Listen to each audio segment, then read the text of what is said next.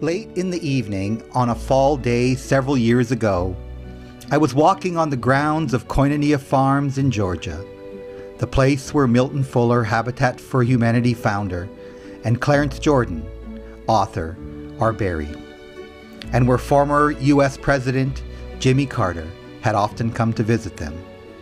When I came across a flock of starlings who were putting on an incredible show. They were not the starlings you see in this video, but they were similar.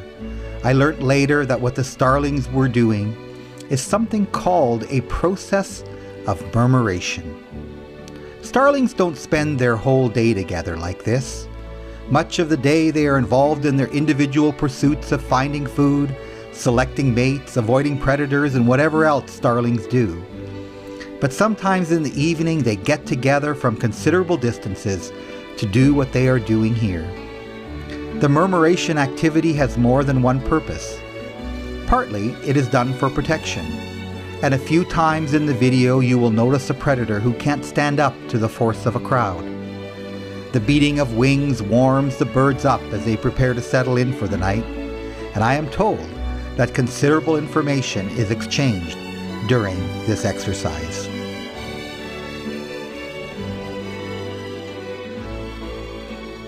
The murmuration operates according to many of the principles of collaboration. The birds work with a high level of interdependence. Mostly they do that through a process of self-organization. Apparently, they, despite all of the seeming confusion, they never crash into each other. They act as though they share a collective brain.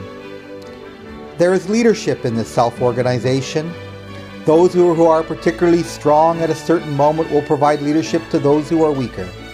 But leadership changes constantly, and the birds regularly change places, because like humans, there are not many starlings who are always strong or many who are always weak. Learning to follow is just as important as learning to lead. Starlings are not very intelligent, but humans are.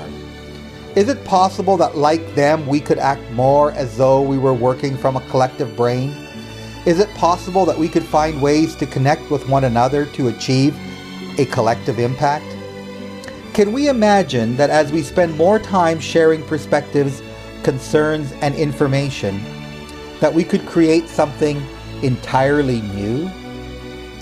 As we find new ways to learn together, to set common agendas, create shared measurement systems, and engage in mutually reinforcing activities, could this be a way for us to make quantum leaps in revitalizing our communities?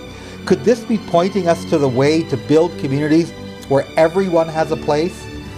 Where prosperity and joy and respect prevail? Where many of our grand and profound visions are realized? Murmuration points to the hope that through collaboration and collective impact, the world we leave to our kids and to their kids could be even better than the world we live in today.